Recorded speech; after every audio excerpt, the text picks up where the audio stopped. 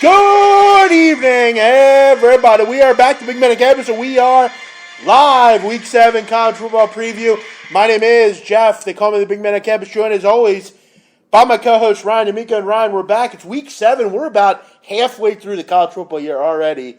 It feels like just yesterday we were talking about the Labor Day games, Week 1, and how we were all excited. Now it's 50, 40 degrees at night, and we're rustled up and watching college football, Week 7 already. How about that? Yeah, pretty wild. Yeah, we're kind of right in the thick of it, and I hope everyone has had success through the first 6 weeks and everything. This though is where, at least in my eyes, college football really starts to get exciting now. I mean, you really start to kind of get into these meaningful conference games where kind of any sort of slip up really affects these teams going forward into the hunt for the 4 college football playoff spots. And to me, this is really getting into the best time of college football. So I'm looking forward to it. Interesting week last week, obviously to say the least, with the Hurricane games and some cancellations and some top 10 teams falling in Houston and Miami. So it'll be interesting to see kind of what happens this week. There's some pretty good marquee games, so I'm looking forward to breaking a handful of them down with you and obviously our guest Donnie Rightside. So that'll be should be a fun show tonight, Joe. Yeah, Ryan, we had a 3-1 week last week, 6-2 over the last 2 weeks. It was nice because we were literally 1-1 for the first 4 weeks of the season. Every week we were 1-1. 2-1 in week 5, or 3-1 in week 5, and then 3-1 last week. You gave out. What was your winner? You gave out Washington State plus Washington 7. State. They went outright. Won outright. Hammer Stanford. Yep. I gave out Washington over the total. That was an easy winner. Washington hit it themselves. Yeah. And then what was the other one? I'm trying to remember what the other one was, Ryan. Let me just look that up here quick. Why do I not remember? I feel like it was. I don't know. Oh, Michigan. Yes, Michigan. Michigan demolishes Rutgers 78-0. A game that I think everyone just kind of forgot about because it was such a blowout. Right. What was your loser, Ryan? What would you get? Miami. That's right. Miami. That's right. Yep. We are. Our guest Donnie Rightside was actually on Miami as well. Yeah, I think a lot of people were. Pretty shitty outcome. You know what, Ryan? All things considered. Here's the thing. I know you said, Ryan, I told you far as here's the thing. If Brad Kai doesn't throw an interception in the end zone, Miami goes up 20-3 there, and I firmly believe that game's over. Well, I firmly believe that game's over. They're not going to come back and score 17 points the way their quarterback, Florida State's quarterback, Francois, was getting bruised and battered that entire game. Then Miami gets to let the dogs out and just keep bringing pressure the whole game. If that was a single turning point in the game, if he doesn't throw that interception, Miami wins. Well, I mean, Ryan, no offense, but I mean, you didn't score enough points against a bad defense. I know, but I'm telling you. I hear you. I hear you. I agree. But that was the point when he threw that. I thought to myself, I don't have a good feeling. I hate to say I told you so, and I'm not telling you I told you so. I'm not saying that. I'm saying I think I told, and I think a lot of people realize Miami's Miami. I mean, they haven't played anybody, and they played a decent team and lost. Let's bring on our guest, Ryan, who I think we both agree one of our favorites to join the program. He's from RightSideValuePlays.com. His name's Donnie Rightside. Donnie, how you doing tonight? Thank you for having me on the show, guys. I appreciate it, man. Again, every week that we come on the show, or I listen to the show every week, I just appreciate the passion that you two bring, and it's just fun to talk football, trade information back and forth. The best part about this show is you don't always agree on stuff, but if you can pick up some information and trade that off back and forth, it's great. Again, thanks for having me on the show. Let's have a good one tonight. Yeah, it's always great chatting with you, my man. Let's start it out here, and as always, thank you to all the listeners chiming in and listening. I know Donnie brings a nice following, and I know Ryan, some guys tune in to hear us every week. Sure. So that's all that matters. Let's start Friday night, Ryan. First game on the card. And again, guys, most of these games are recommended and asked by the listeners that we review. What we'll do, Ryan, we'll wait till towards the end of the show to go with our 2 best bets of the week, and then we'll wrap it up. Bets, right? Well, 2 each. 2 each.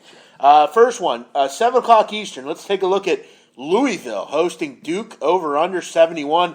Louisville laying 35 in this one. Louisville off a bye here. And, we remember, it feels like weeks ago that they lost to Clemson. It doesn't seem like forever ago since that game was played. They're fresh off that loss. And look, I mean, it's a dangerous spot getting them at home off a loss. and facing a team that's definitely one or two notches below them. Louisville, number one in the FBS in scoring, guys, 58 points a game. They scored 59 or more in 4 or 5 games, Ryan. The only one was obviously the Clemson game. This team's rolling offensively. I think we all know that.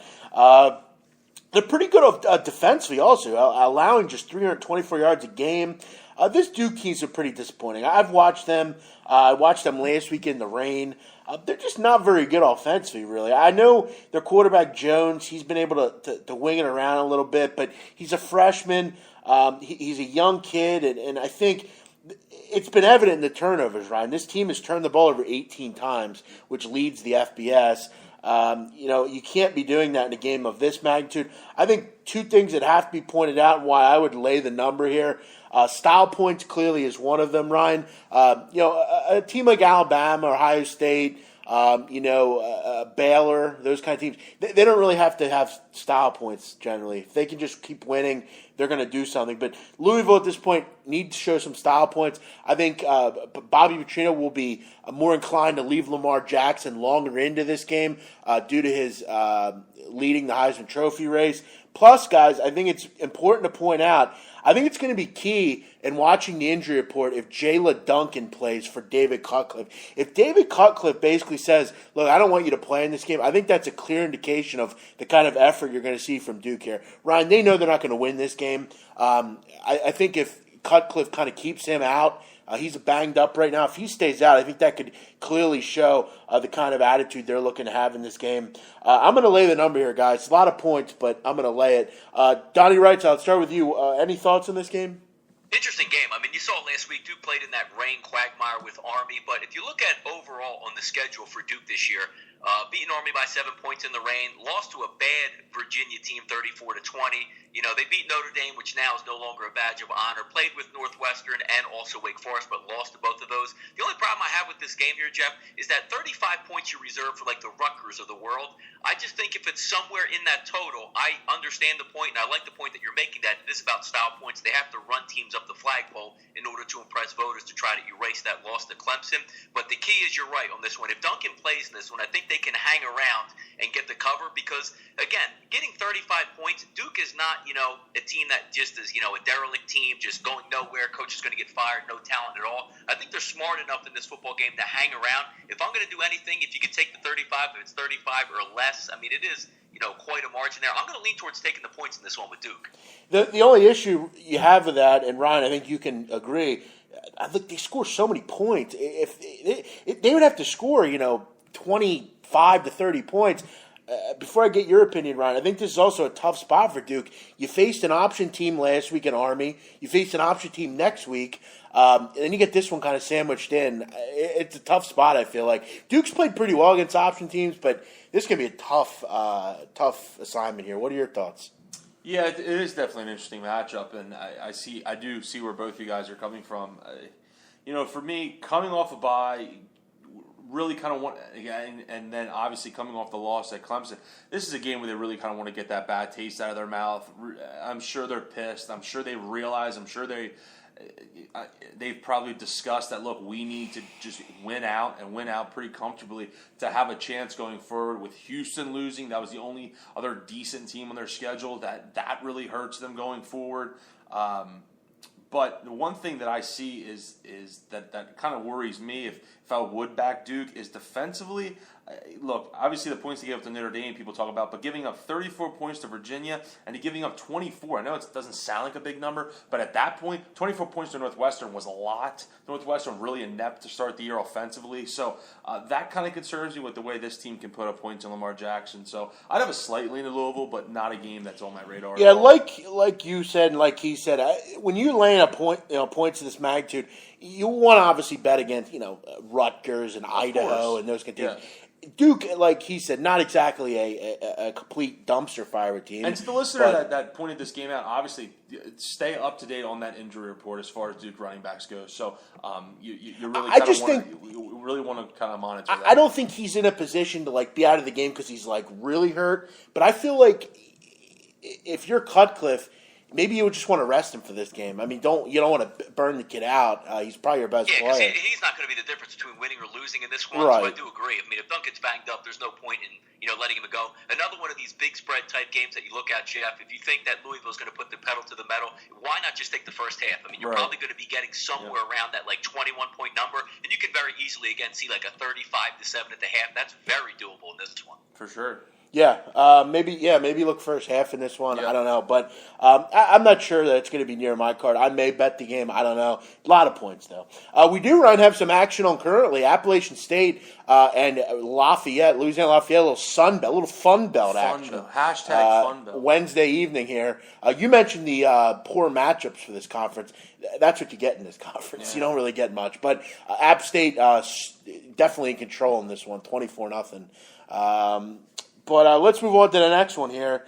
So I think we all agree, kind of lukewarm on the Louisville. You and I both agree, Ryan. Donnie said maybe lean to the points, but maybe the over. I mean, you look at Louisville, 50. I think they score 50, 55 here. You kind of just need. I do like the first half as well. That's a good point by Donnie. That's first half's not really a play that I usually do quite often. Just not something I really got into. But I like the first half, depending on obviously, of course, what it is. But they should come out firing in this game. I mean, they should come out flying. So. Yep. Next one, 12:30 Eastern on Saturday. Georgia Tech laying 10.5 against Georgia Southern, over under 47. This game was asked about by two people, but actually, Ryan, this is going to be one of my best bets. I'm gonna give this out early, Ryan. I'm gonna go with this one. You got Georgia Southern off a straight up loss to Arkansas State, and I know, Ryan, you and I we watched that game. We had Georgia Southern, and we were both pretty much sickened with the coach for Georgia Southern. Just they could not stop that zone read. Play that I'm talking about. They just really couldn't stop it. Yeah, running back just got to the perimeter at will, and it's like they didn't even weren't even trying to make adjustments. Gave up 343 yards on the ground in that game, and that's kind of that's not something Georgia Southern does very often. They're a pretty good run defense. They actually are pretty good defense in general. Both these teams, Georgia Tech and Georgia Southern, struggling right now defensively. Both giving up about 32 points a game over the last three. Georgia Tech has lost 3 in a row, Ryan. They are just kind of average again. That's kind of what you have with Paul Johnson's team nowadays. They're just very average. My question is Justin Thomas. He hasn't been very good. Definitely can't throw the football. They've had issues defensively as well. Where's Matt Breida, Ryan? We haven't seen much of the Georgia Southern running back much at all this year. I don't know what's up with him, but you have two option teams, two teams that love to run the football. Donnie, you and I talked about this. For me, though, I think Georgia Southern matches up pretty well in this game. I think 10.5 points is a lot of points to be given an Eagles team that you have to feel like they're going to be up for this after losing in the last game. It's an in-state matchup, really not having to travel very far. And I remember last year, Georgia Southern played Georgia. They were getting 14 points, and I grabbed an underdog there. I think they're going to get up for this game. Georgia Southern's a team that can score points, and they're going to be in the game. It's hard to really lay 10.5 points right now with Georgia Tech, really against anyone. I don't really understand this. I'm going to take a shot here. I like Georgia Southern in this game to hang around. Do they win? I don't know. I wouldn't be surprised, but I think they stay within this 10-point number. Donnie, I want to ask your thoughts. I know the over-under looks kind of enticing, maybe taking over here. 47 seems a little low, if you ask me.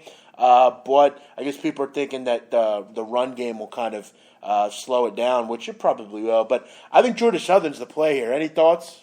I think taking more than 10 points is the right play here in this one. I mean, just looking at Georgia Tech, the way they scheme and the way they go about their business, they're not into blowing teams out because it's just not the type of style of offense. And from the way you're looking at Georgia Southern playing this year overall, they like to muddy the waters. I mean, take out the Savannah State early in the year, but using like competition, South Alabama 24-9, UL Monroe 23-21, Arkansas State 26-27. They're built into playing close football games just because the style of the way they play, which then if you compound that and look at Georgia Tech, they're going to play the same similar style. I think if this was a game that was a little bit more wide open, as you saw them play Western Michigan has it all. I mean, they're going to run read option, they're going to throw the ball, they're going to run the ball, and Georgia Southern really struggle with that. If you look at both teams here, they know exactly what each other does. I mean, the head coach, obviously, of Georgia Tech originated with Georgia Southern, so both of these programs know each other in-state, know each other very well. I don't see one team or the other getting the upper hand in this one, so I definitely would lean to the points. Anything with Georgia Tech over 7.5 that they're laying, I'm looking at the other side automatically. Yeah, I totally agree with you. And like he said, Ryan, these teams, they know when playing defense, they know how to play the option. They're pretty used to it, and I just think it's close to the vest. I know people will point to last week and say, you lost outright to Arkansas State. Look, Arkansas State was in a good spot there after you look at it. I mean, they hadn't played well. They were off a bye, off a bad loss at home. Good play probably. But what are your thoughts here, Ryan? Double digits, got to go Georgia Southern. Yeah, look, I really have I could care less about this game, to be honest with you.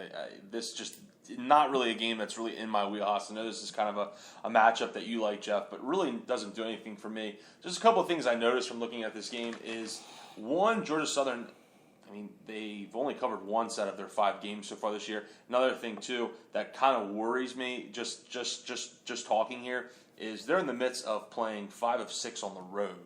That in itself is extremely difficult, so that kind of worries me a little bit as well. But I think the fact that both these teams are carbon copies of each other, I think that you would think would help the team that's getting the points regardless of who it was in this matchup. So, yeah, I guess I would lean at 10.5.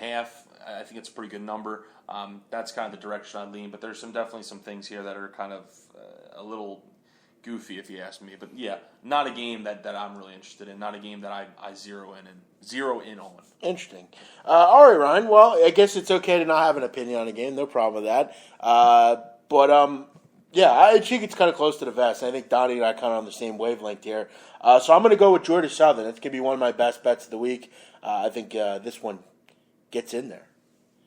Next one, 7 o'clock Eastern. Houston land 21.5 or 22 against Tulsa. They are at home here, over-under 71.5 or 72. I've seen them both widely available.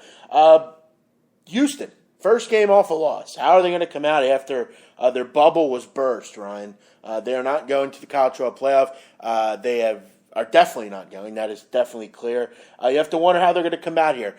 My sense is Tom Herman's going to have this team fighting. They could still win. They're still looking to win this conference. They're still looking to,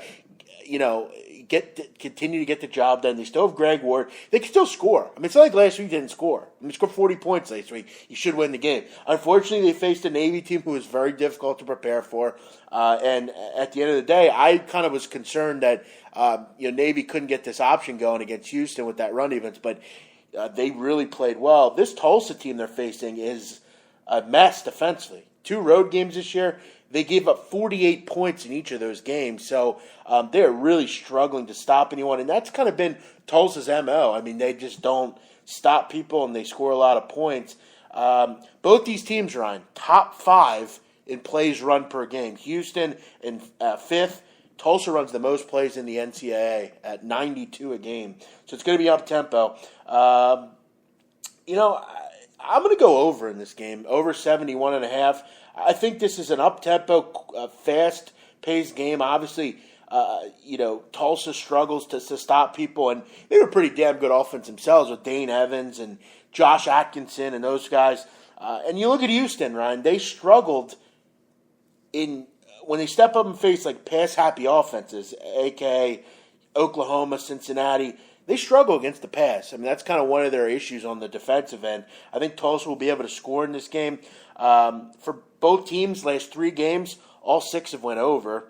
I can't help but seeing this as like a 48-28, 51-27, something like that. I think this game gets over the posted total. I think Houston continues to score. I think Tulsa will get into the high 20s, 30s as well. So I'm going to go over in this game. Ryan, D'Amico, what are your thoughts on this one?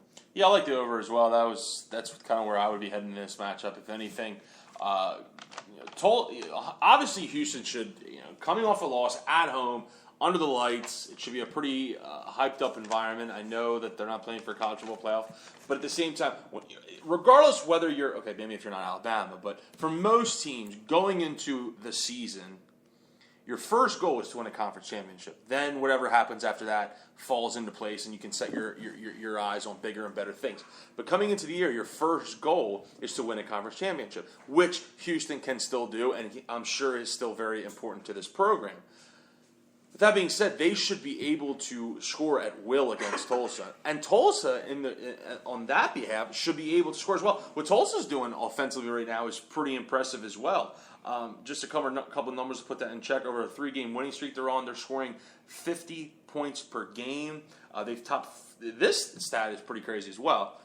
They've topped 500 yards in 10 of the 18 games under second-year head coach Philip Montgomery. That in itself, I think, is pretty eye-popping. So, and Houston, good run-stopping team traditionally. You're not going to get a ton of that from Tulsa. They like to air it out, really kind of get the ball downfield and press it downfield.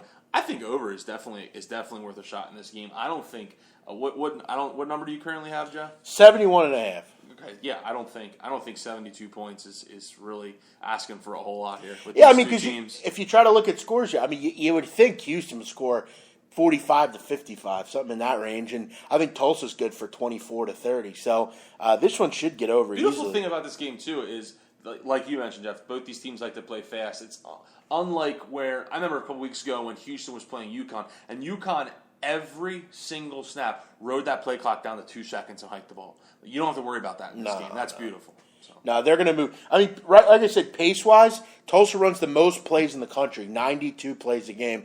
Houston at 5th. So both these teams love to run plays. Trey, you're talking about down games. I could see where Houston would be down here, but they're back at home. They still have a lot to win, and in an over, I really don't care if they're down. They're going to score points. If anyone's going to be down, it's the defense. So I mean, the defense was shredded last week, Ryan. Yeah. Well, they were embarrassed. I mean, really. Yeah, I don't think it matters. Tulsa's going to score. I mean, that's kind of what they do. Donnie, right side, do you want to hit a three-peat here on the over? I mean, I agree with both of you on this one. There's no reason in this game to look at a side because, again, if you do have a letdown game or you don't know who's going to come out, and that number is set perfectly at that 21.5 with that hook, I'm with both of you saying the over is the total because you have the perfect storm on what you actually like to look at in an over. With Tulsa itself, it's high octane. It's running plays as fast as you can with a really good throwing quarterback. You throw in that Brewer at running back who's already at 716 yards after 5 games, and then Lucas at wide receiver. So you have that triple threat that can work, and you combo that with a terrible defense. Flip side back over to Houston, you have that accurate quarterback who can run around in Greg Ward and still be mobile. A couple really good wideouts.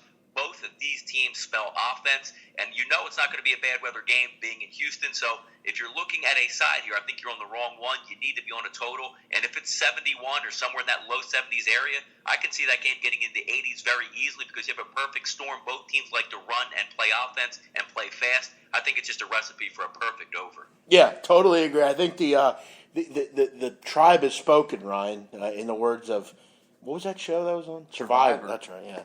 I think the overs are pretty solid player here. Yeah, which is unbelievable to me. That show's still on. Yep.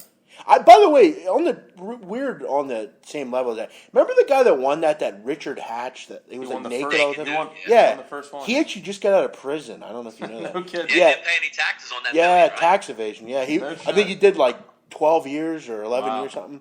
But yeah, I just saw that recently. Pretty interesting.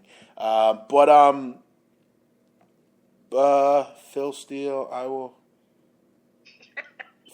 I guess Phil Steele. Hey, Phil. Funny. What's up? Hey, Phil. Good to have you, man. Thanks for coming on. Phil thinks Erica is Schuster. Hey, Phil. Thanks for coming on, though. Appreciate it, man. That's nice of you. I didn't know you came on chat boxes. Wow. I guess people are ragging on me because Phil Steele hasn't been on the show. We properly explained why Phil's not on the show anymore. Right. So thanks for coming on, though, Phil. We appreciate it.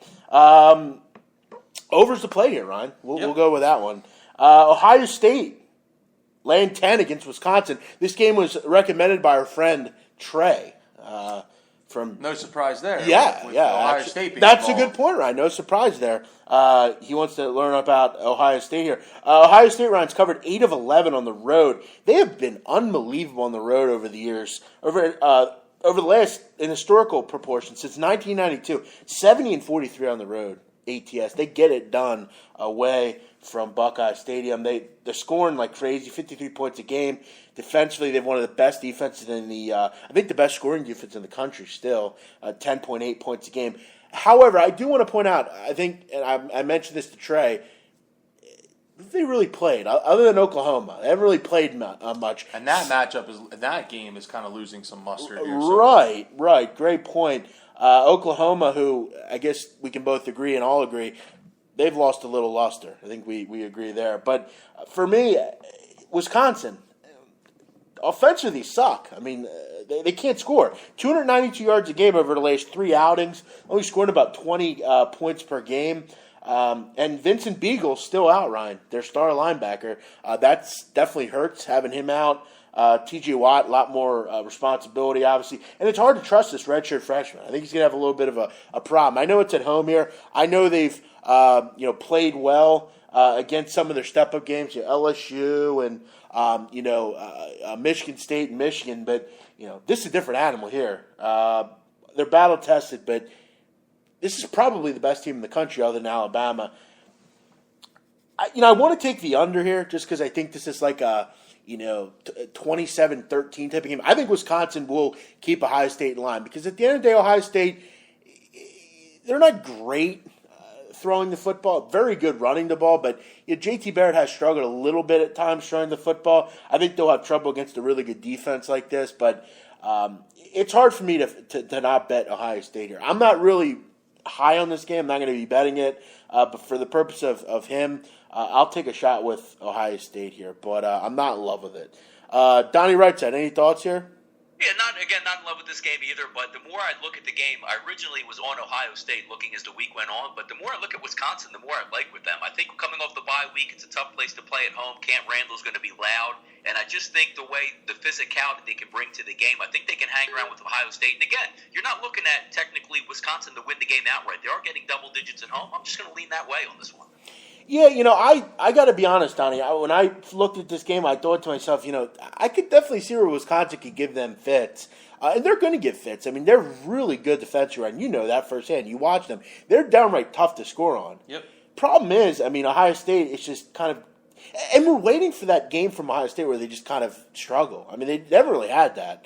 They've pounded every team they played, and, this is probably going to be their toughest job yet. Problem is – Wisconsin can't score. That's kind of the issue here. And that's the reason why I like Ohio. I would lean Ohio State in this game.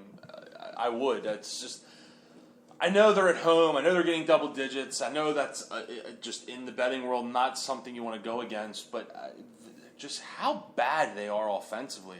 Look, and I understand Michigan has a good defense, and that was on the road. But the way they couldn't do anything offensively. If Michigan has to turn the ball over and Wisconsin gets a short field there, they might not score at all in that game. It was really bad. 3 missed field goals, 2 come off the board. They could have lost that game by 16 points. Probably should have lost that game by 16 points. And then the Michigan State game, like we talked about before, Michigan State actually outgained them in that game, and if it wasn't for the turnovers, something that Ohio State doesn't do. They don't usually kill themselves. Look, I can't wait for Ohio State. It'd be interesting to see what Ohio State does in this game, I'll be honest, because just some of the teams that they've played, I know a lot of people break Michigan's balls for not, quote-unquote, playing a lot of good teams. Neither has Ohio State, in my opinion. So it'll be interesting to see what happens. But I think just kind of with the firepower that Ohio State has and the way they've been able to reload this year after losing so much talent, that's kind of the way I have to go. And they lost a lot, but the one thing they didn't lose is the most important position in all of sports, and that's quarterback. And they still have J.T. Barrett, who's so experienced and has been here before. So that's the way I'll lean. Plus, they have an amazing coach as well. So, I think we agree. Donnie kind of leading the other way. I do see his point of view, and obviously from the breakdown, you can go either way in this game, but it's hard to really fade Ohio State to do that right now. They've been so good on the road. It's just... Yeah. Ron, before we get to the next game, you got to wonder where you are in life when you are on a Wednesday evening creating fake profiles. Yep.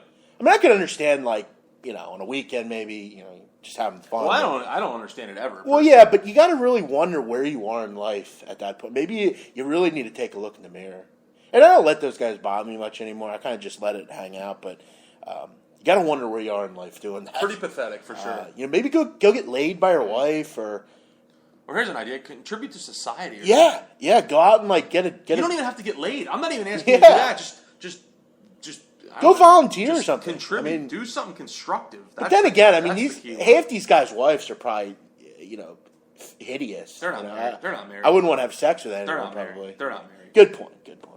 Yeah, it's just interesting. Donnie, what are your thoughts on that? Do you have any thoughts on that? Oh, getting laid by your wife? Yeah. No. On the you got to wonder where you are in life when you're doing stuff like that. Yeah, man. Instead of making the fake profile, come on here and give us some information. You like a play? We can go over it. Yeah, I've actually asked some of those guys to come on, and they don't ever call me. So I guess we'll have to wonder what their thoughts are from afar. Let's move on to the next one, guys. Donnie, a game you and I had a lot of things to talk about earlier. We talked about it. Temple going on the road to Central Florida, getting 3.5, Ryan. Temple getting 3.5 in this spot. 54.5 on the total. It's homecoming down at Central Florida, and you got to wonder, Ryan and Donnie, UCF is a favorite after a winless season against probably the best team in this conference last year. I mean, arguably. Should be rocking down there, though. My question is, let's take a look at who Central Florida's played this year. They've beaten South Carolina State, Florida Atlantic, and Eastern Carolina. Their losses, Maryland and Michigan. What do those two teams, Ryan, Maryland and Michigan, have over the other three?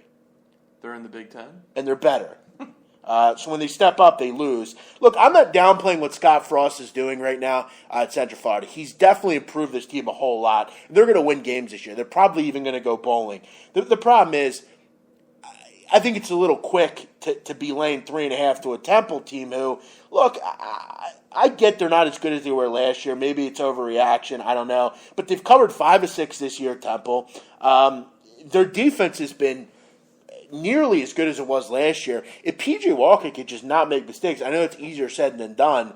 And look, Donnie, you mentioned it to me. They're not as good on the road as they are at home. But for me, I think this is a pretty good spot on an undervalued Temple team. Look, Central Florida could very well win this game and cover. And am I going to bet this? I don't know. I think it's interesting, though, that Temple is an underdog in this spot. I don't really understand it.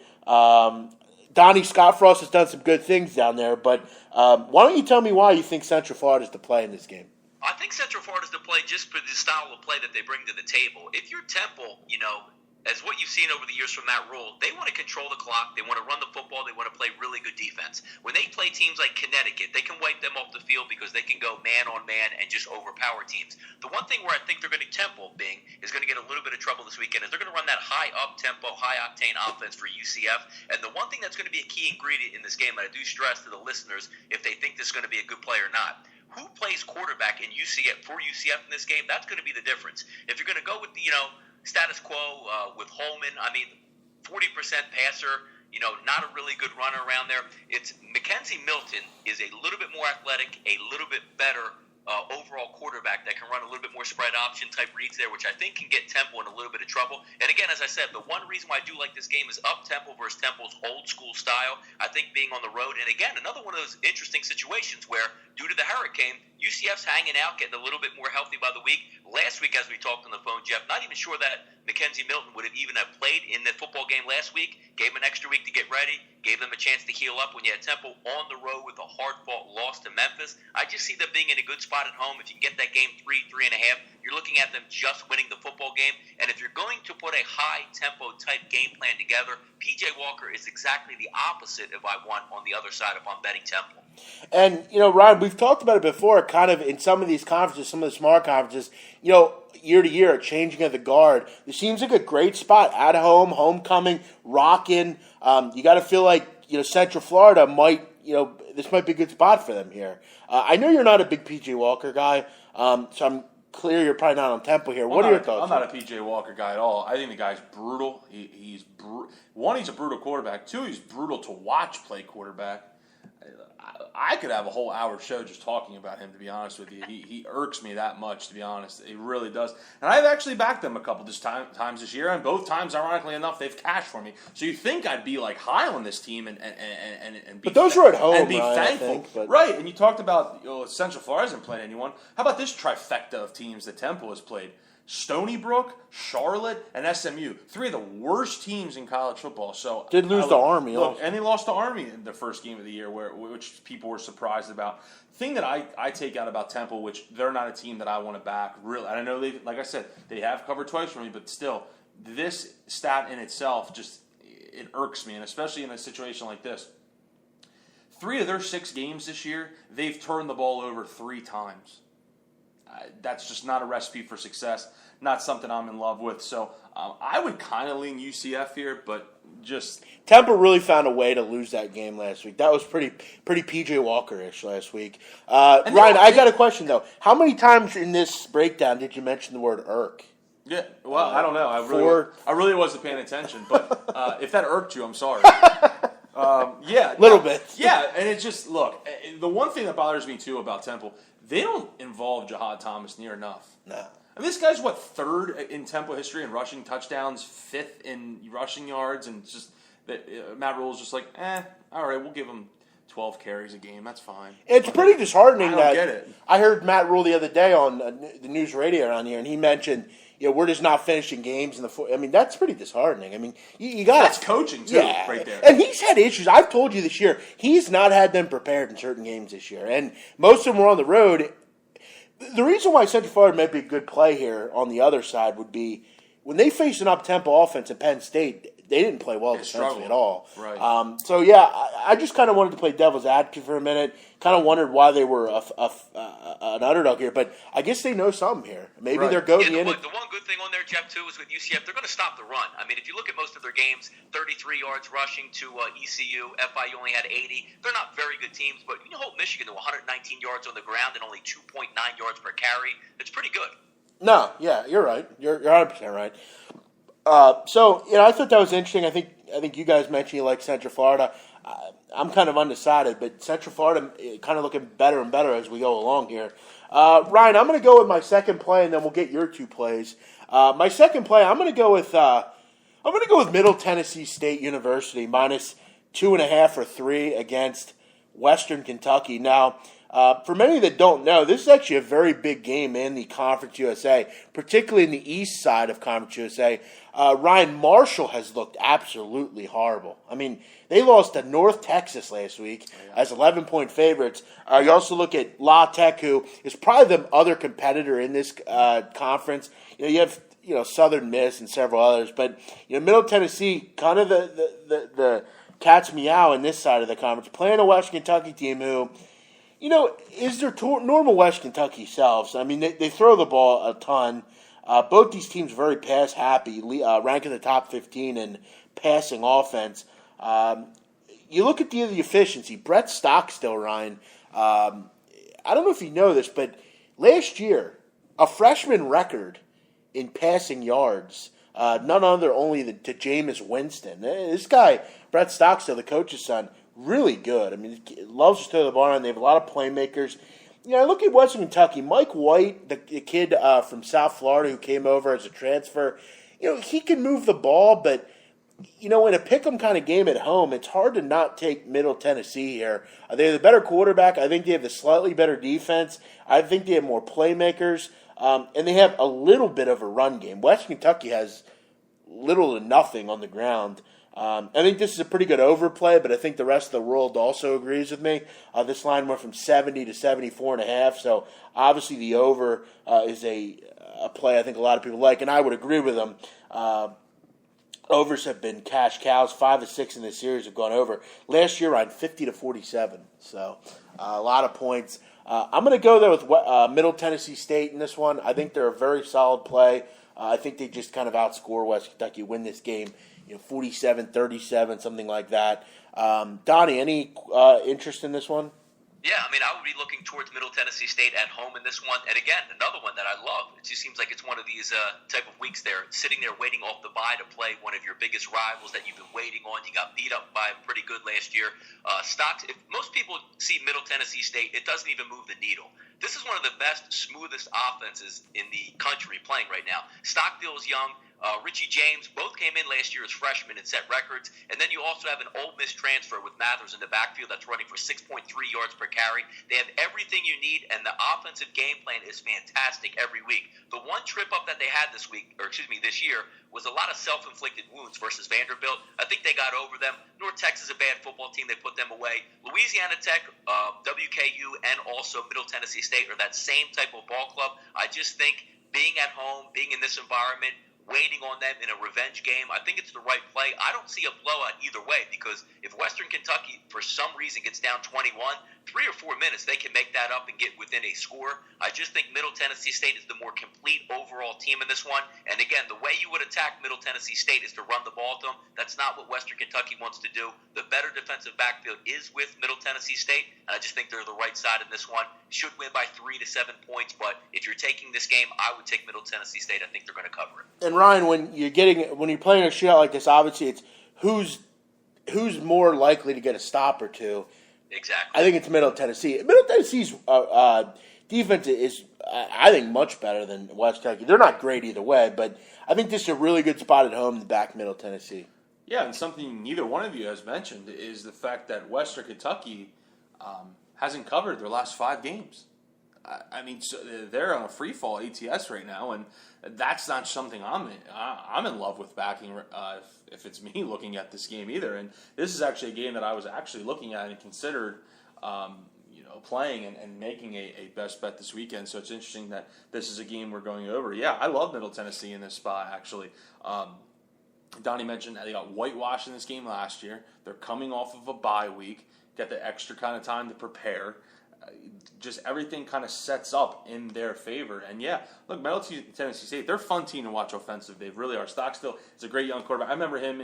I watched their bowl game last year, and I kind of was just like, this kid's got something. Really showing me something. Yeah. They made mention of coach's son, that whole thing, and he's definitely a fun guy to watch. So yeah, Middle Tennessee State across the board obviously sounds like the play here. And I think, guys, I mean, maybe do a little 2-team parlay here, over in Middle Tennessee. I think the over's pretty strong. I mean, the only knock, I maybe would have on the over at this point is, the amount of people that are on it. I mean, the lines move like crazy, and Mike White, for whatever reason, this quarterback, I get an uneasy feeling with him for whatever reason. But I'll go Middle Tennessee. Here's my other best bet, and hopefully cash a nice ticket here. Ryan, let's get to your 2 best bets. What's your first one? Yeah, first one here. I'm actually going to look at 2. Both of my games involve top 10 teams. So nice. If you like the games involving ranked teams, then you've come to the right place this week. First game I'm going to look at is involving the number 1 ranked Alabama Crimson Tide going to Rocky Top, taking on Tennessee. Bama sitting at 6-0. Tennessee obviously coming off their first loss of the season last week at Texas A&M. Game kicks off at 3:30. To me, look, I lean Bama in this game. I do. Not a whole lot tells me, and I haven't been, and I think a lot of people haven't been high on Tennessee kind of all year. Magic ran out last week. Granted, they do come back home. People might look at that and think they got kind of have that going in their favor. This is Bama's 4th road game actually this year, which I think is pretty telling, considering they're starting a freshman quarterback. If this was like their first true road game, obviously after the first one in a neutral site against USC, then this was their first true road game with Jalen Hurts going on the road in a hostile environment. That would kind of turn me off a little bit. But the fact that this is their 4th road game, that really kind of tells you something. And the way Tennessee struggled last week, big thing here, at least in my eyes, the way they struggled kind of with a semi-mobile quarterback last week in Trevor Knight, I think he accounted for 4 or 5 touchdowns. I can't exactly remember the exact number. But he really kind of had his way with Tennessee last week. I think that Jalen Hurts has the same kind of success this week. I really do. What that kid is doing so far this year, and it's very unaccustomed for Alabama and Nick Saban to kind of have that mobile quarterback. And what he's given them so far this year has been outstanding. And if Tennessee liked it, if you remember last week, Jeff, I said the line wasn't out yet, but I said get on A&M first half against Tennessee. Sure enough, it cashed. They come out slow every week. Every week they seem to come out slow. They come out slow this week, and they get down 10, 14 points. Forget about it. They're going to get whitewashed, and they're going to be in a world of hurt. And I just look for me. I think obviously Bama's the better team, better offense, better defense, in my opinion. You're going to get Jalen Hurd back. That will help some, but Tennessee just doesn't have success against Alabama, Jeff. A couple ATS numbers quick. 1-6 ATS, their last 6 at home against Bama. And as far as Bama goes, they've actually been really good ATS this year. Overall, 7-2 ATS last 9 road games, 9-2 ATS their last 11 against winning teams. Oh, by the way, last thing I'll say, road teams in this matchup, 15-5 5-1 in their last 21 games. Good stuff, So I Ryan. like Alabama. I also add to the fact that Alabama absolutely manhandled Arkansas last week in the trenches. Tennessee struggles on the offensive line. And that D-line is fierce. That's what I'm trying to point out here. They're going to have some issues there. I agree with you. I think this is a good play. I'm not high on Tennessee. I haven't been high on Tennessee. I think they played with fire, and, of course, last week got burned. This team should have 2 or 3 losses at this point. I think Alabama humbles them in a big way. But they play in that great SEC East, so I'm sure they'll be in the SEC. No, I'm sure they'll win. Yeah, that's definitely true. Donnie, do you agree with this?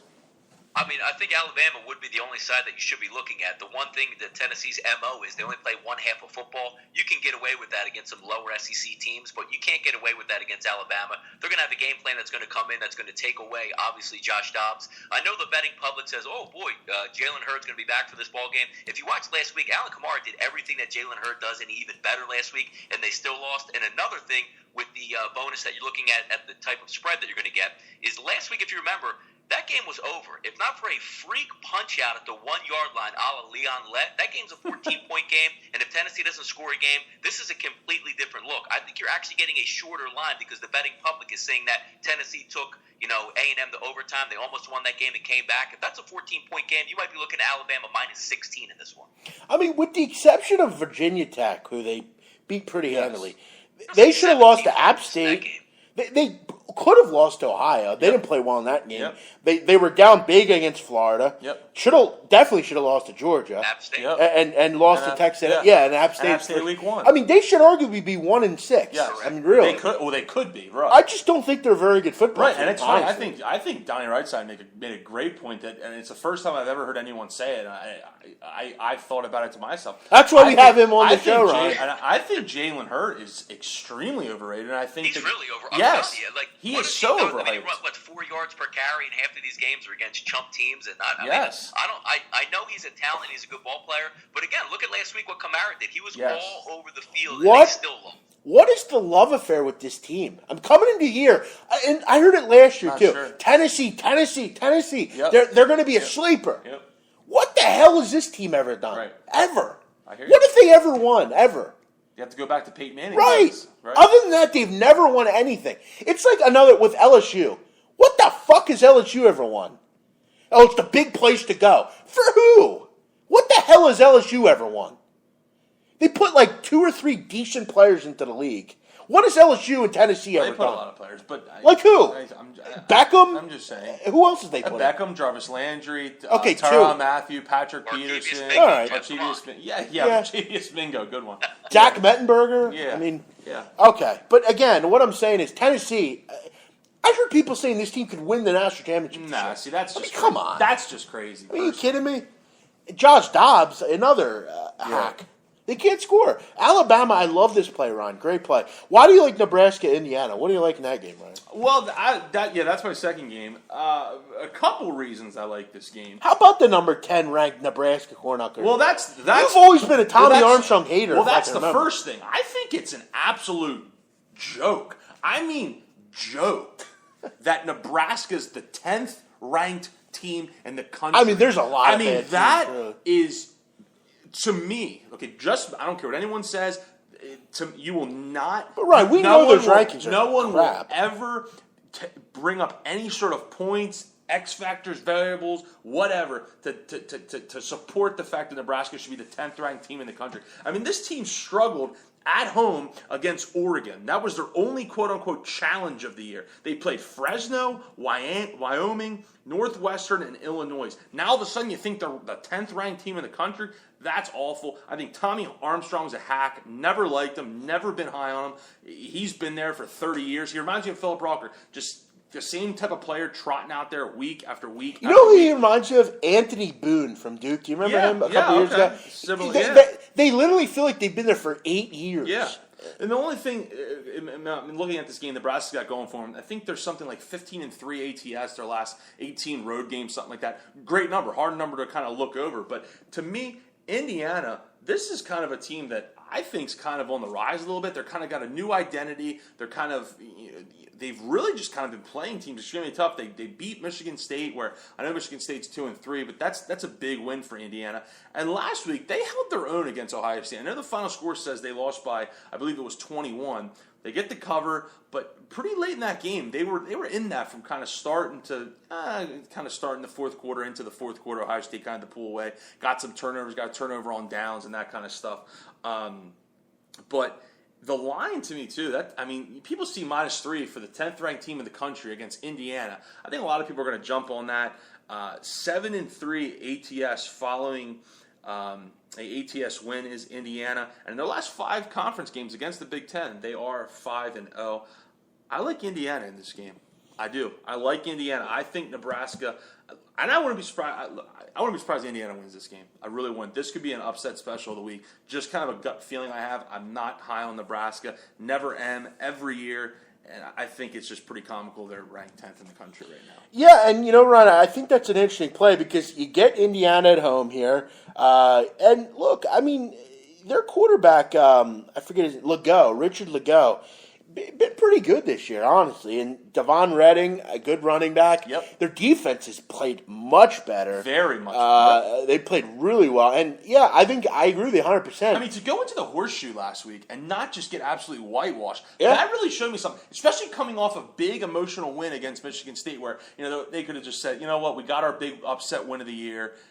It'd be nice if we played well against Ohio State, but they are the second-ranked team in the country. They went in there and held their own for the most part. And if it's not for turning the ball over on downs before the half and they can punch that in, who knows where that game goes? They showed me something last week, albeit in a loss where they lost by 21 points. They showed me something. I'm going to tell you what. J.T. Barrett looked terrible against Indiana. He couldn't move. They only allowed 93 passing yards. That's pretty impressive. I agree with you. It's definitely a small line. It was just getting a little bit more points, but. Yeah, I like it. I kind of wonder how Nebraska's ranked in the top 10 as well. Donnie Wright said, I feel like this has your name written all over it with Indiana. And I love it. The way that position that Indiana's sitting in is perfect for them. If you look at Nebraska as a team as a whole, their really tough road game this year was at Northwestern in their first 5. They won 24-13 in a struggle. If you look at that Wyoming game, that 52-17 doesn't tell the story at all. That was 24-17 with Wyoming with the football in the fourth quarter in Lincoln there. They had a chance to upset there. It was 3 straight interceptions by Wyoming in that one to blow it open. You look at the Oregon game, they probably should have lost to Oregon. If Oregon understood that you could kick extra points in that game, they would probably get beat in that one also. Illinois, last week they got beat by Purdue at home, again, was a struggle for them to put away at home. The one thing that they're going to have a problem with is Tommy Armstrong is banged up. Jordan Westerkamp, who's I believe their overall best player outside of Newby, he's probably not going to play in this one, and their first overall leading receiver is also banged up. So they're coming in as a little bit of a walking wounded. The one thing you could say about Indiana, it's kind of a shame. Coming into the season, if they had Jayshon Harris and Sidney Cobbs, this is a really, really good football team. It looks like they're still being, fighting for games 3-2 overall to the number. And anytime you go into the horseshoe and save face and not get blown out, beating Michigan State, playing with Wake Forest, beating Ball State, they're in every game. I see, a lot of the same things. I think they can come up with the outright win here. I wouldn't even take the points. I would just go money line Indiana here. Ryan, are you going to do that, or are you going to take the points? I think Indiana wins out. I actually think they're a better team than Nebraska. Nebraska hasn't shown anything versus anybody this year, and Indiana at least has played some tougher competition, stayed in those games, beat some of those football teams. I don't see, Nebraska hasn't impressed me at all watching every game this year. I don't think they're going to impress me being on the road with a sneaky Indiana team. Agreed. Yeah, for the sake of the show, Jeff, I'll give out the +3, but absolutely, I would encourage definitely taking the money line for sure. Put something on that because I would, like I said, and like Donnie said, wouldn't be surprised if they win. I kind of expect them to win actually. Ryan's 2 best bets: Indiana +3 and Alabama -13. I like it, man. I like those. I like a Middle Tennessee State -2.5 for me, and what was the other? Why do I always forget my play? Middle Tennessee was your first. And Georgia Southern, yeah. +10.5 against Georgia Tech. So they're 2 best bets for us each. Donnie Right side. Any other games you want to take a look at or give out? I would take one game I released today, which I'll give out for you on the show as a premium play. Is I am on, as we talked earlier, Jeff, on the Tar Heels UNC versus Miami. I think Miami's in a really tough spot emotionally here. And the one thing you want to take a look at is, again, I like to use the betting public against itself from the week before. You saw I had Virginia Tech last week in a great spot with UNC in the rainstorm there with the hurricane. I'm going to flip the tables today and go with UNC. I just think they bring a lot to the table in this battle. I don't think Miami's going to come out guns blazing. I wouldn't even be surprised if Miami's down double digits in the first half in this one, just as that hangover to Florida State. The one thing you can hang your hat on is if Miami is up 14 points or so late in the game, there's no better team probably in the country to have than UNC with Mitch Trubisky at quarterback. Look for that back door to be wide open. We took it at 8.5. Anything over 7 is going to be a pretty good play here to give yourself a little bit of ammunition. But I'm going to ride with the Tar Heels there this week in a tough spot for the Miami Hurricanes. I wouldn't be surprised if the Tar Heels win, even though I don't think they will. But I do love the fact that back door is going to be wide open in this ball club, and Trubisky is going to have that chance to finish it. If it's down 14, close it within 7. Take the Tar Heels this week with the points. I think you're going to end up with a pretty good shot there. Hey, Donnie, any word on Elijah Hood going into Saturday? He was, to be honest with you there, Ryan, last week, looking at the tea leaves there, he was going to play in that game in the rain the same way Folston was going to play for Notre Dame in that bad weather. He wasn't going to make much of a difference. They held him out. Looking at some of the beat reporters there, they expect him to practice this week. They're pretty tight-lipped on it, but I would look to say, yes, Hood does play in this one, and I think he's going to be a pretty big factor if he does. Well, according to Tar Heel Illustrated on Twitter, talked to Elijah Hood today, and he said he's feeling very good and hopeful he will play at Miami. So, look, they have to have him. So all indications, because that's a big guy. It's a really big one. That's a good 1-2 combination. Which, if he's there and somewhat healthy, he's going to be able to carry the weight there, especially in short yardage situations. I like the game overall. I think the key ingredient for me is just Mitch Trubisky is going to be a way to move out there. It's going to be good weather down there. They have good wide receivers. I think they're going to put up enough points to stay in this game and maybe even win it. But again, I'm looking directly at the back door in the second half there. If they're down double digits, I think they can close that gap. I think they win the game, actually. I'm not high on Miami. Yeah, I think they get the job done. Donnie Wright said, great stuff as always. Always appreciate having you on. You came on a couple weeks ago and killed it. Came on this week, you killed it. Donnie likes UNC plus 7.5. That is a premium play for him. Donnie, as always, we'll give you a quick minute to give out a plug or two, and hopefully we'll talk to you again real soon. Absolutely, man. Started with RightSideValuePlays.com, upgraded the website to DonnieRightside.com, and of course I'm with the great team at TrendBetting.com. Check me out on Twitter at RightSideVP. Check me out on the websites or even on Facebook. I like to put daily videos out and do a couple things there. But again, I just like to talk football. That's why I love to come on the show with both you guys. Very knowledgeable. It's always fun and upbeat. And again, you don't always have to agree, but if you just take that information and use it to your advantage, that's what it's all about in the gambling community. So again, guys, thanks for having me on the show. I appreciate it, and hopefully we can do it again. I will say one thing before we let Donnie go. I don't tell a lot of people. I don't really ever tell anyone.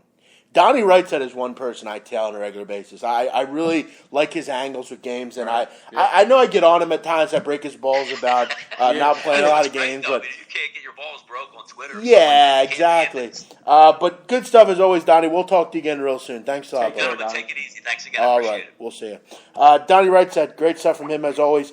Gave out a premium play on UNC plus 7.5. We'll be sure to grab that one, Ryan. I think they win that game, to be honest. Yeah, I think it's definitely a good angle. Miami, just one of my best friends is actually a University of Miami fan, and he called me today. His phone had been out of commission, and if you could have been in the living room watching that game with him, like I was, as soon as that extra point got blocked, he picked his phone up and slammed it on the ground. So he had to get a new phone.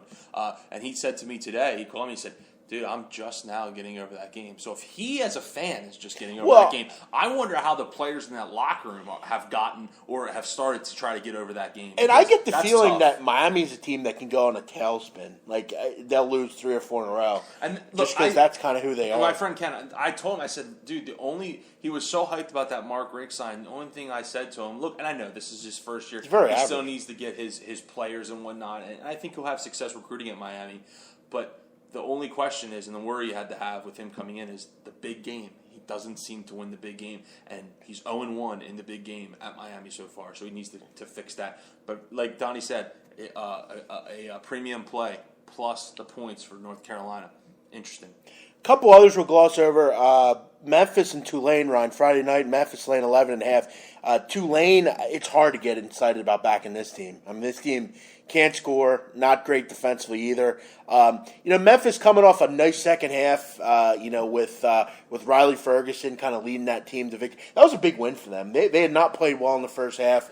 They kind of kept it going, fought back, got some turnovers. I think it's a good spot to pound Tulane. Yeah, Tulane just sucks. They're just not good, right? That's all. I mean, that's really all I can say. And Memphis really kind of sluggish in that game. Their last game against Temple, just kind of, I don't know, for whatever reason, was just kind of lethargic. Credit them, found the way to win. I think they should have more success this week against Tulane. Ryan, a couple others here. Iowa, they get the win last week, which I told people. Yes. Thought Iowa was a good play last week. I know they're not that good, but I just didn't see them losing last week. Minnesota, Yeah, for whatever it's worth. But they're hosting, or they're actually on the road at Purdue. Yeah. Purdue, an interesting game last week. They didn't have anyone playing last week and still managed to beat Illinois somehow. Does Iowa go on the road here and beat Purdue? I think they'll win. Will they cover 12.5? It's kind of high, I feel like. I think, I don't know. I got a feeling they show off this week. All right. Probably stupid on my part just because Iowa's been really down this year, but I think they show off against Purdue. Toledo laid a big number to Bowling Green. Toledo killing it offensively right now. Yes. Bowling Green, we know, is just terrible defensively. Maybe over 70.5. Toledo could score 60 in that game. Yeah. A game I kind of wanted to bring up to you because I feel like this is a game that you would have some sort of opinion on or some sort of angle on, but I saw a couple interesting stats this week, and the one of the teams involved was on that side, and it's not a good stat to be on that side of. I'm talking about UT San Antonio going to Rice. UT San Antonio is -3.5. Rice is actually the worst defense in the country as far as yards per play. They give up over 8 yards per play. Yeah, they're bad. I mean, they're really bad defensively. I would kind of look at UT San Antonio here in this spot. Yeah, I believe it's homecoming for us. I'm not sure exactly, but yeah, Rice is terrible in defense. They're really bad. Very bad. And that was kind of the big talking point with Baylor. I took Baylor against Rice. Laid a big number, that's right. And fucking Jim Grobe wouldn't run the score, but that was kind of disheartening because it's like, dude, you're fucking playing Rice. Yeah. I'm not a big Roadrunners guy, though they did have a nice win last week against Southern Miss. Yes, they just scored a ton of points. That's why I kind of think maybe feeling high off of that, coming in against a really bad defense, maybe an opportunity for them to kind of get after it. Just something I saw this week, and it's an interesting line. Rice, and I wanted to see what they were doing this week. Rice opened up as a 1.5 point favorite. Now UTSA is a favorite, so kind of interesting. But yeah, if you like overs, Rice might be a good play for you. And Rice can't score either, though, so overs might not be a good play. I don't know. UTSA, I think that might be a good side there. One or two more, Ryan, here, and then we'll wrap it up. What are your thoughts on Southern Miss and LSU? I'd like to know your opinion there.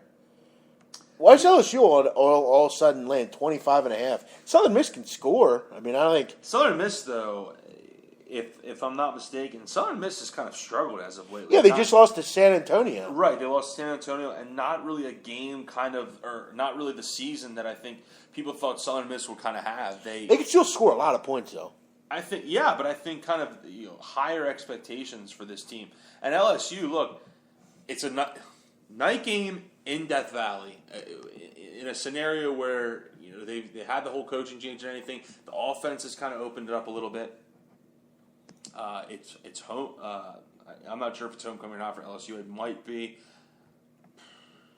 Look, I would lean LSU. The way their offenses look now, with the new coaching staff and everything, kind of opening things up, kind of using the athletes to their advantage. That's kind of the way I would lean, man. To be honest with you, I mean, Kentucky scored 35 points on Southern Miss. Defensively, Southern Miss has just not been very good. You're giving up 35 to Kentucky. You're giving up 37 to Troy, 28 to Rice, for that matter. And then, like you said, you lose and you give up 55 to San Antonio last week. I don't want no part of Southern Miss right now. Yeah, I get you on that. All right, Ryan, we'll wrap it up here. 2 plays from you. Alabama -13 and Indiana +3 against Nebraska. I'm going to go with Georgia Southern +10.5, and I'm going to go with Middle Tennessee State University -2.5. Everyone have a great week. Enjoy Week 7 of college football. We'll continue to hope to have a couple more winning weeks here, Ryan, as we head into the late fall and winter here. We'll be back Sunday with Week 6 in the NFL. Had a good 12 or 1 o'clock slate last week, but did, a 4 o'clock slate terrible. was bad. Yeah, it was. Cowboys get crushed the Bengals. Yeah. Broncos lose. It was just kind of a tough. How about Atlanta? How about the Falcons? Yeah. Playing good football. Very impressive. And they really set themselves up nice, too, because the rest of that division is shit. Quickly, Ryan, who lost the game for the Eagles? Ryan Matthews or Carson Wentz? The officials. That's not the question, Ryan. Well, Ryan Matthews, then. By the way, Pete Morelli just threw another flag. I don't Ryan. blame Carson Wentz because I don't. That's a bad throw, I don't Ryan, mind. But at the same time, you have to remember this guy is still a rookie. I think that what he's done over the first 4 to 5 weeks, we've been so mesmerized about, but you still have to put in perspective this guy's a rookie. Ryan Matthews is a guy that's been in the league for a handful of years now. That's just something you cannot do. And I said to you when it happened, there. I said to you, I get you don't get to the marker there, but don't fumble the football. Can't. I mean, come on, man. You can't. I mean, you're going in to take the lead. But it was. But that game was one of the worst games I've ever had to watch. It was fun from the aspect that they came back and probably should have won, but what the officials did in that game was just bad. I will point out defensively they were bad in the first half. Well, They have to get that cleaned up. They didn't give up any points in the second half. Well, they shouldn't have. And the last thing I want to say, Michael Kendrick should not be seeing the field. I mean, he's not playing and well. especially not after the comments he made today. I don't know if you heard what did he say said today, yeah. but they asked him about his play last week, and he's like, "Well, I don't even play, so what's the big deal?" Yeah, it's like, dude, like you're clearly not invested. Like, please just sit on the bench and. By the way, on that point, I mentioned I heard today in Oregon. I don't know if you heard this comment by an offensive lineman. He made a comment and said for the that University of Oregon. Yeah, made a comment and said 30 to 40% of this team doesn't care if we win or lose. That's a shame. Oregon. It's a shame. This is Oregon we're talking about here. That's clear that Mark Helfrich doesn't have control. How is he still the coach of this lost team? Control of that team, and that team that program is on a downward spiral that needs to be fixed. Oregon still a place kids want to go. Right. I follow recruiting. You know I follow recruiting really heavily. And Oregon is usually a place that big-time players like to visit. I mean, you got the Nike thing going out there. They need to. You got to wonder how Phil Knight's putting up with this. You really do. But all right, guys, everyone have a great week. Enjoy the games. We'll be back Sunday, 11 o'clock Eastern, with Week 6, our preview in the NFL. And then we'll be back, obviously, next week. Ryan, NHL started tonight. It did. Flyers with a weird schedule to begin the year. Yeah. On the West Coast. That sucks. Kind of odd. Who Friday do they play Friday? Friday at 10:30. They play the Kings, I think. Okay. I think. I'm pretty sure they play the Kings. It's funny. First game starts tonight, too. Rookie, 19-year-old for the Toronto Maple Leafs, right? It's his first game. First 3 shots on goal. All went in. Wow. Hat trick. Good for him. Boom, right away. And he actually has since added another one. 4 goals. 4 goals. In his NHL debut. Unbelievable what that kid's doing right now. Unbelievable. How about that? And it's funny, a sport that doesn't get a lot of love here in this country as of late, and it's a shame because I've always loved hockey as a kid, and I wish it could be as big as it was in the mid to late 90s, because when it was on ESPN and stuff, it was enjoyable. But can I get some love, Ryan, for my World Cup qualifiers? Yeah, nice job. I urge you, all of you, November 12th, that's when World Cup qualifiers are back. Please get in touch with me. I did very well. Ryan, I bet on Uzbekistan. All free to the yesterday. public, too. Yeah. Yes. Yep. I'm betting on Uzbekistan and the Senegal. And do you know where Uzbekistan is? Do you know where that is? That's next to. I have no idea. You don't know where that is. I was never a big geography. You're never a geography guy. All right. Yep. Well, App State's still up 24-0, Ryan, and Yep. looks like they're going to go. Do they cover? You think they cover, right? Lafayette's not going to. I would think. Yeah, Lafayette doesn't look very good. All right, guys. Everyone have a great night. We'll be back Sunday. Come join us as we chat about NFL Week 6. We'll see you next time on the Big Man on Campus. Have a great day. Bye-bye.